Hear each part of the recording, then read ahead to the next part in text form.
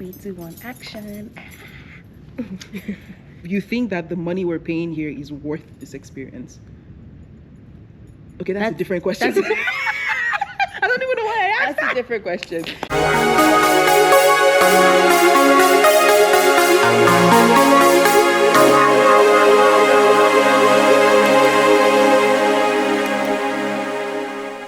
Hello everyone and welcome back to my YouTube channel. It's your favorite girl here, Ella.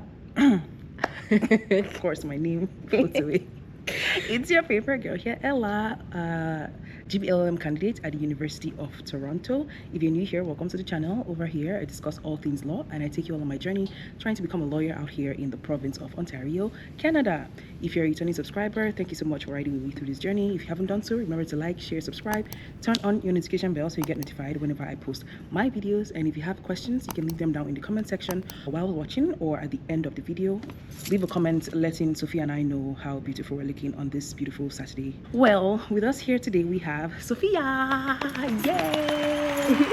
And Sophia is my friend and we are both in the GPLLM program at the same time, and she has graciously granted us her time to schedule this interview. So everyone say thank you to Sophia in the comments. I wouldn't share any of my time with you.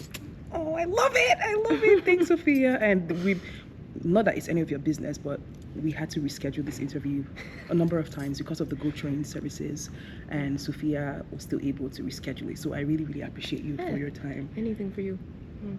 Thank you. I like to hear that. All right. I know you all are dying to know who Sophia is. So who is Sophia? Okay, Sophia is a GPLLM candidate. Yeah. I'm from Ottawa. I think the most important thing about me is that I'm from a big family. I think that's it. Like who is Sophia? I am one of, how big? Yeah. You want numbers? Yeah, like big family. How big? Well, not enormous, but like a big close family. My mom had a bunch of siblings who had a bunch of kids, and so we have a very close. A lot of cousins, a lot of aunties, lots of uncles. That's lovely. Like grew up around them a lot, and so that's like shaped who I am. I'm a member of a big, close family. Okay. I am a gym girly. Like, okay, yeah, I'm a gym girly. I'm more like a sports person, but then it's harder to find sports in your older age when you're very competitive, but also like not as good as you used to be. So it's like a hard balance finding places that you can play. So I'm in the gym and I'm Ella's accountability partner. And I don't know, I like to travel. I like to do photography. I like to explore Toronto because I'm new here. I don't want to say what I do for work because that's not who I am. It's just what I do. You know. I can see that. I can sense that. But that's good. That's good. I like the separation, work life and who you are as a person. That's great. All right, so Sophia, you're in the GPLLM program, and obviously you would have gone to law school before coming into this program because you're in the NCA process as well. So take us through that journey of what your experience was like before coming into the GPLLM program. So what law school did you go to and all of that jazz? Did you have any experience before going into law school? What informed your decision to go to law school and all of that? Okay. Also, NCA qualifications are done now. I've met them all. I'm done. I did it. Congratulations. I'm right behind you. Thank you. So before law school, I did my undergrad in international development and globalization, and thought I was going to do like development work. And then I did an internshp in Senegal. I lived there for 3 months. Senegal? Yeah. Like Africa, Senegal? Yes. Really? I lived in Dakar for 3 months. Oh, wow. Which was fantastic, but also, I mean, like I was a 21-year-old from Ottawa who went to live in Dakar to talk about like gender equality, and I'm like, what does a 21-year-old from Ottawa know about gender equality in Senegal? Like, you know, so I realized the experience was like kind of more for me than for the NGO that I was there working with, but I loved it and I learned a lot. And I also learned that development work maybe wasn't for me, because if you're gonna do it right, you have to go and like commit to the place you're gonna go to for so long. And as I said, the most important thing about me is that I'm from a big family. And I don't know if I would be willing to kind of leave, like switch places with me, because I'm from Nigeria and I came all the way to Canada. No, exactly. Yeah, and I didn't want to, like, if I was going to do development work, I didn't want to do it kind of half-assed. So then I thought, you know what? Stories are important. We should tell stories. Stories need to be told. Let me go into media, because I liked photography, I liked videography. I went and did some like certificate programs at Algonquin College in Ottawa. That was fun, but then I realized like this actually is not what I want to do. I guess I'll just go to law school. Like I knew I wanted to. I guess I just go to like law I school. knew it was in. Knew it was in my future for a long time, and then just kind of was pushing it away because I have 2 parents who are lawyers, and I think I was like, I'm not going to do exactly what they did. I see.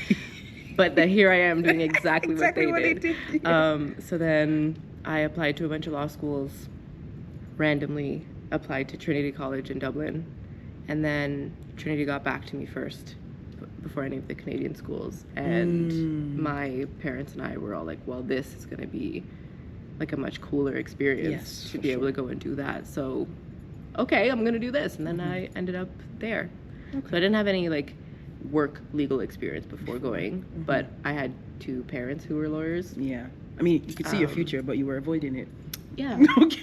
Yeah, exactly. That's so good. That was my route. route. That's good. It's good that you had these previous experiences even before going into law school, because I mean they've shaped you into the person that you are. And I'm a firm believer of you might like something or think you like something, but until you actually start doing it, the theory is always different from the practicality, and you got those experiences as well.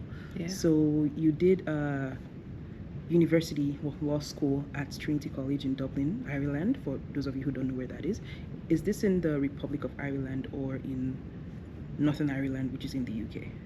It's in the Republic. I was in Europe.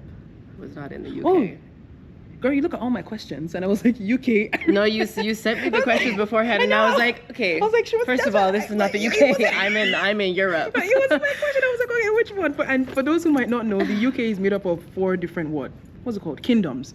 So Northern Ireland, England and Wales, and Scotland. And then there's the Republic of Ireland, which is a country in its own. So Dublin and Trinity is in Dublin, which is in the Republic of Ireland, which is a separate country from the United Kingdom. Yes. Oh my God. I know something. Yes. I do. Okay, that's good. So I used to scratch my whole questions about studying in the UK. So Ireland, did you also apply to law schools in the UK at all, or was it just Ireland and Canada, and then you decided to go? What informed? Why did you even apply to Ireland? It was just Ireland. So my it was so truly so random. My parents during COVID were on a Zoom catch-up call with a friend of theirs whose child had just come back from, whose adult child, I guess, of course, their son had just come back from Dublin, where he'd done his master's in law. And I mean, I'd always had like a romantic idea of Ireland.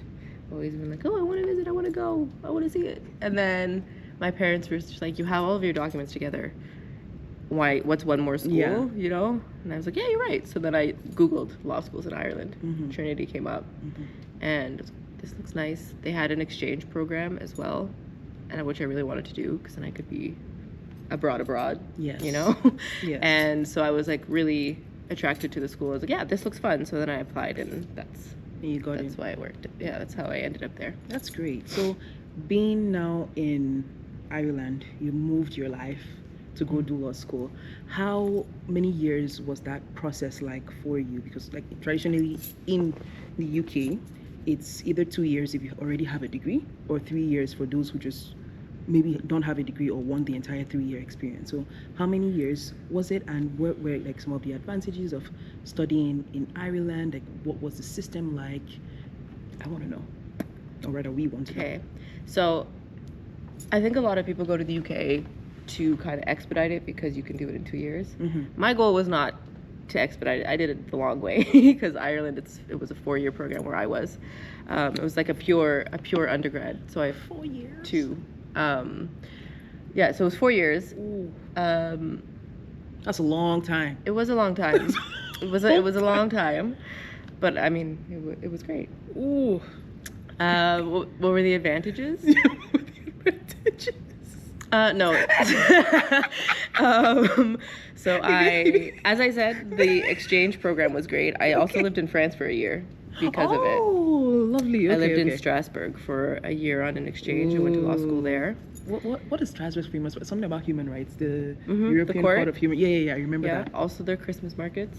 Oh yeah. Yeah. It's a great place. Mhm. Very lovely. Would recommend anyone visit if they get the chance. Do you know how to speak French? Yes. Okay. Yeah. I went But to your French is like different from, because I hear that, for example, like Paris French is different from Quebec French. I don't know.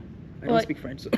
Yes, I mean, like, when you speak English in different countries, it's also a little bit different all over the place, right? So, like, Quebec French, the accent is very different than, like, France French. Okay. And, like, some of the words are different. Like, it's a little bit different, of course. Yeah. But it's not like I speak French. Okay. That's good.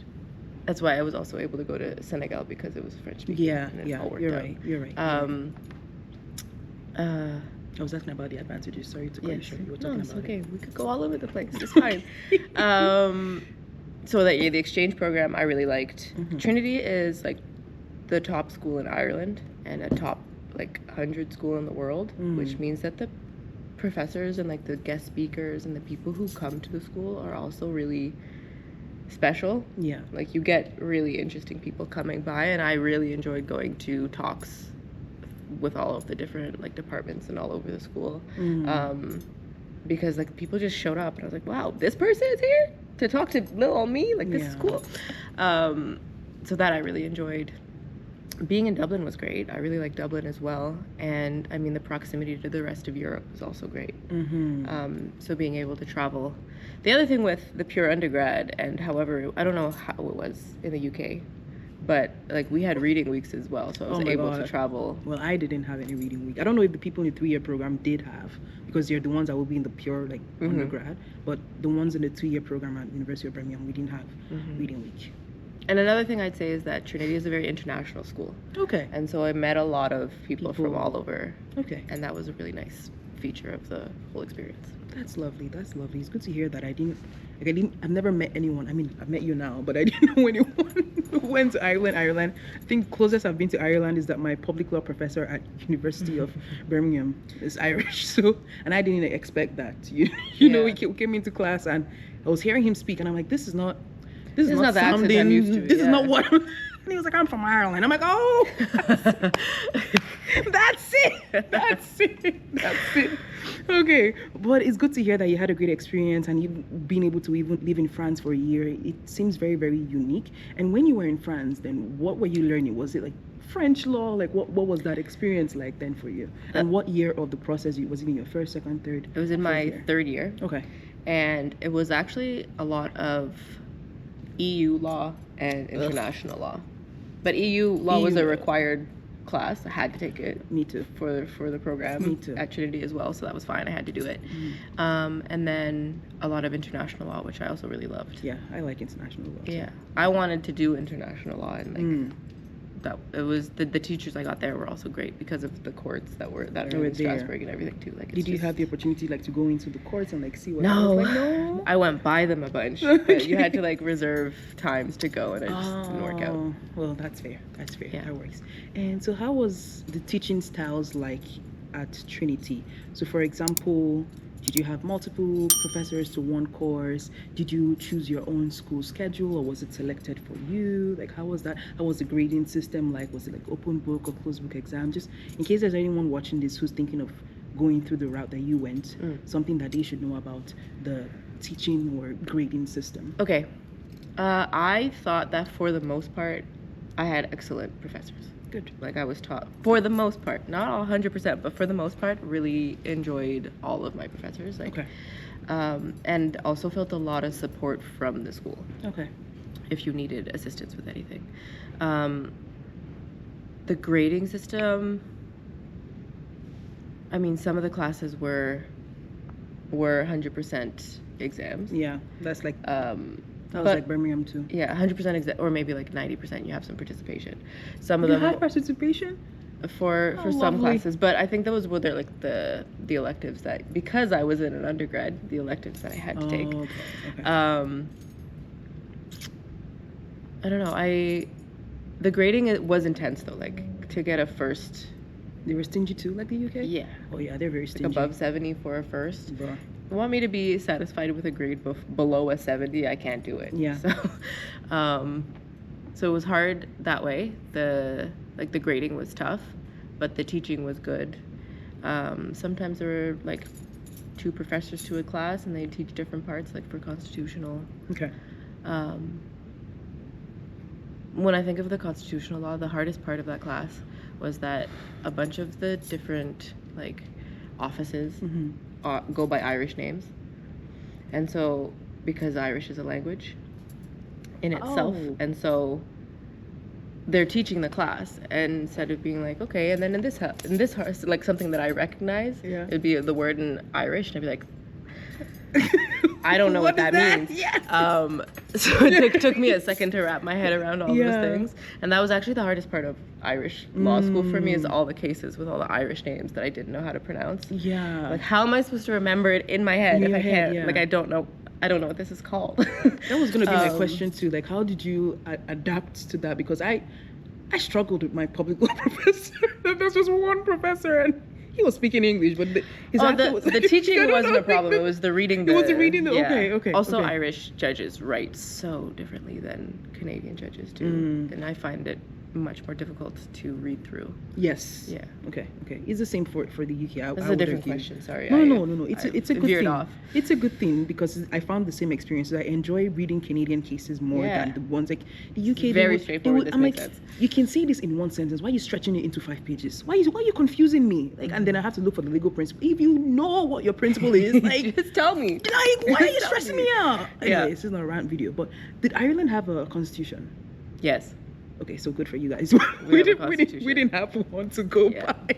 So we're depending on Parliament's feelings. Anything could change. Okay, that's good to know and to have learned more.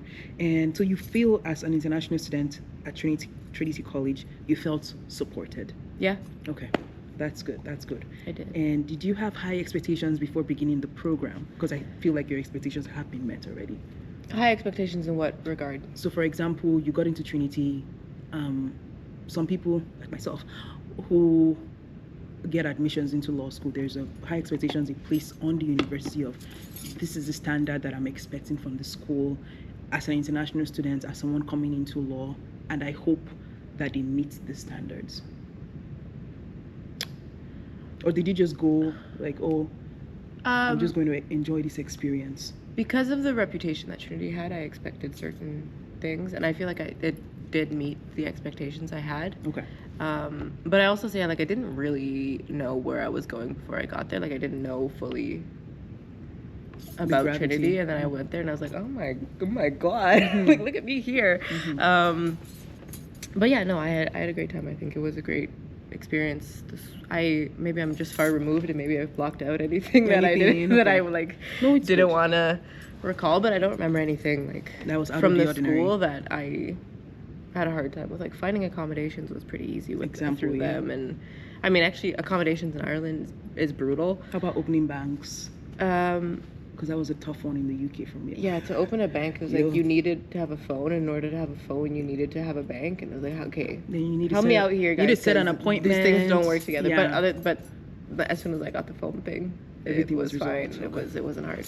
Okay. It wasn't hard. That's good. All right. So we're finished with Ireland now, and your wonderful experience. You know, being in Europe, having opportunities to travel, do an exchange program in France. Like, you look like you lived an adventurous life so far. I did. And that's great. And so now you are coming back to Canada. Obviously, you're in GPLLM program. Did you already know, even before going to the UK, that you would want to satisfy your NCA requirements through the master's program? Or was it just a thing of, oh, I'm done with Ireland now, and let me just do the NCA route through UofT? And then why did you also choose UofT as opposed to maybe an Osgood or other programs that are doing the same thing? I definitely did not know that I wanted to do this. I didn't know that I wanted to come back to Canada 100%. I was pretty sure, but like, I was 4 years out from having to qualify here, so it wasn't on my mind. And you didn't know what was going to happen, you know? True. I didn't know that I wanted to do the NCA route through GPLLM. It was the summer, 2 summers before my last year. I was working at the courthouse.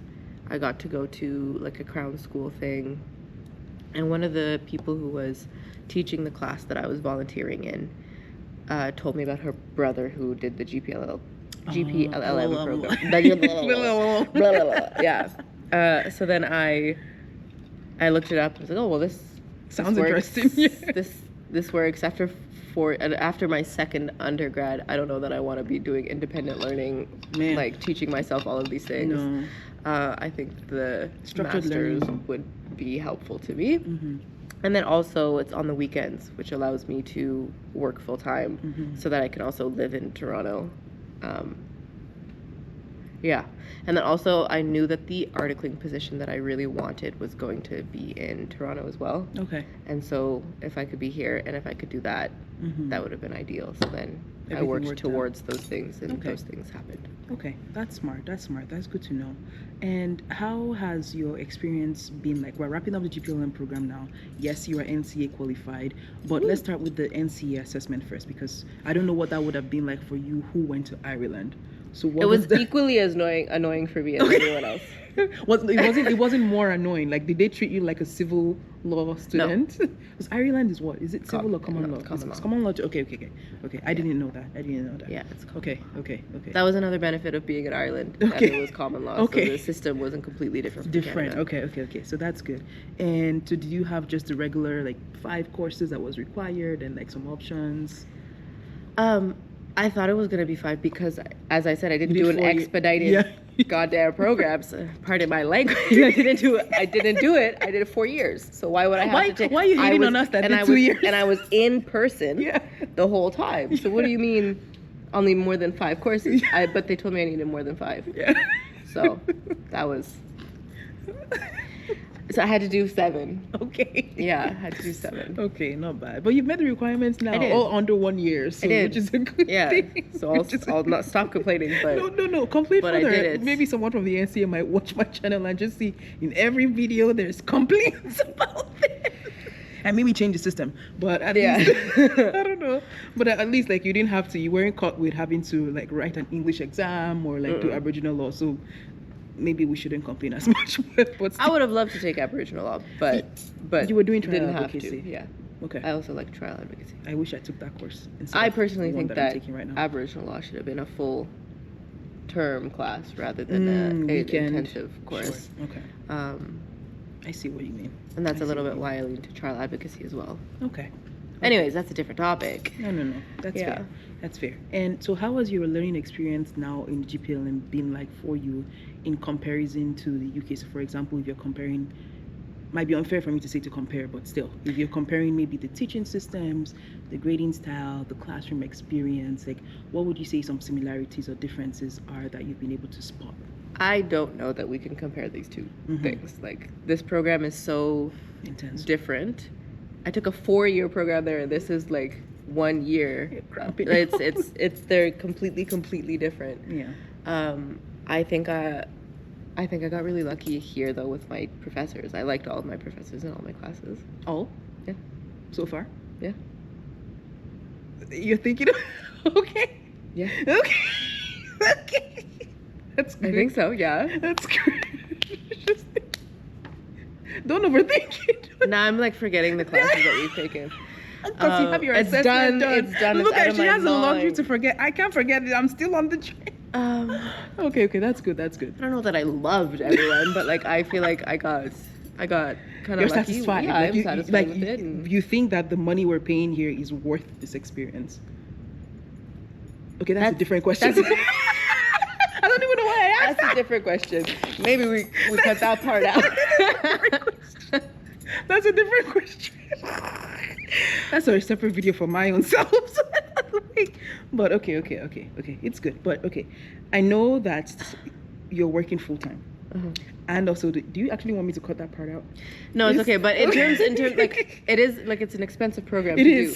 But I also like really appreciate the benefit that the program has brought. True. Being able to do it on the weekends and work full time, and being get fed here, yes, having good teaching, yes, all of the background stuff that they do with helping you interact with the NCA to the extent that they do, like having my CQ and everything sent out, like all of those things were incredibly helpful, and having people who you could reach out to help you navigate all of this is also incredibly useful.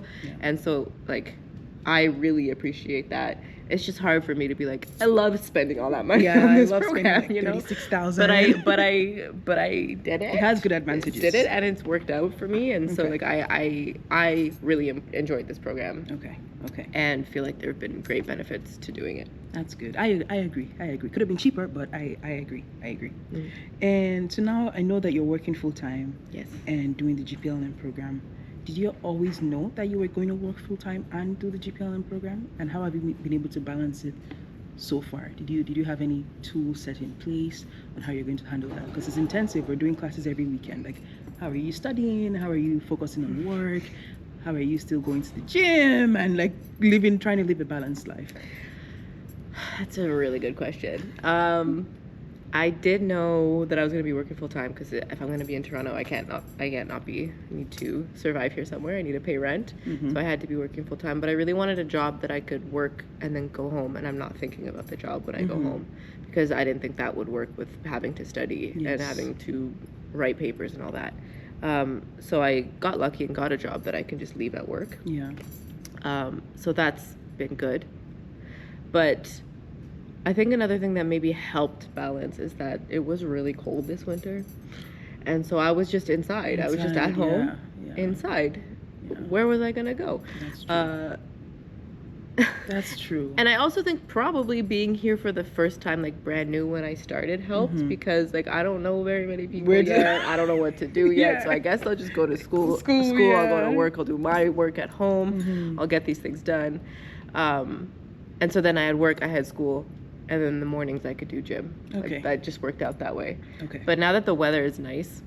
I mean, you're outside. You don't have classes on weekends. Yeah. Now that the weather is nice, I'm having a much harder time being balancing all of it. Because if you have one class, listen, you're finished. If you add social into gym, school, and work, it doesn't work. Balance So you gotta lose something. Okay.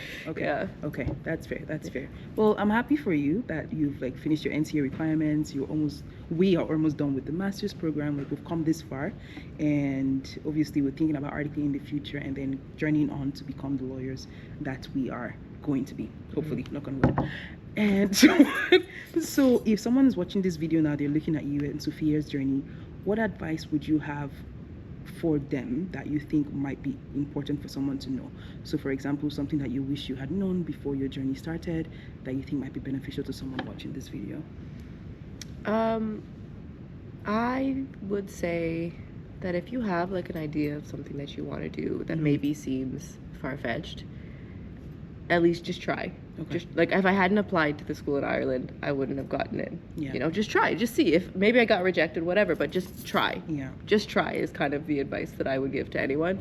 If you want to do something that, I don't know, that feels hard, that feels kind of impossible, you can just try. Just see if it might be possible, because you never know if you don't try. That's true. So just try. Don't be scared of the trying part. The worst that could happen is they say no. Yes. And but then what if they say yes? Yeah, what if they say yes? And if they say no, you move on to the next. Yeah. Like that's what you could do. That's good. That's good. Thank you so much, Sophia. My last question is asking you if you have any questions for me. You just have to ask me one question. It's okay if you don't have a question, but you said you just have to ask me one question. I know, I contradicted myself. But I usually give my guests the opportunity to ask me one question. Has anyone asked you if you have pieces of advice to give? I've interviewed a lot of people. It's over my head. I don't think so. Okay, well, do you have any advice? I'm always giving advice. Well, I'm not giving advice on this channel. No, I'm not a lawyer yet. And even if I was, I wouldn't give advice. Do you have any just advice, not legal advice? Yet. I don't want to steal your just try, but I think that taking risks, calculated risk, can be beneficial to you. And going abroad to do law school, not really knowing what will happen when you come back, is one of the biggest risks that I ever had to do. So I was already in the Canadian system, uprooting myself and going to somewhere else and doing that and coming back. My story is quite unique because I was already an international student in Canada. And then I figured out myself here, then I decided to go be an international student in the UK again. So it's taking risks without even knowing how you're going to land, but believing that wherever you go, you're going to make an impact is one advice that I would give to people. So if you're someone right now trying to figure out yourself, thinking of things that you have to do or you want to do and you're scared of doing it, if you can just look through the videos or look through the people that I've interviewed and see a reflection of yourself in them, just know that it's possible. And I'm going to steal Sophia's words today: just try, because you never really know what the outcome would be. So that would be my advice as well. Not just try, I stole from my sister too. Okay. We're plagiarizing. Okay. Well, thank you so much, Sophia, for having this sit-down video with us. I really appreciate you and your time today. If you have watched up until this point, thank you so much for watching. If you have any questions, leave them down in the comment section below. Sophia, tell them to like, share, subscribe. I was going to like, share, subscribe. Yes, turn on your notification bell so you get notified whenever I post my videos. And I'll catch you all in my next one. Have a good day, night, whenever you're watching. Bye.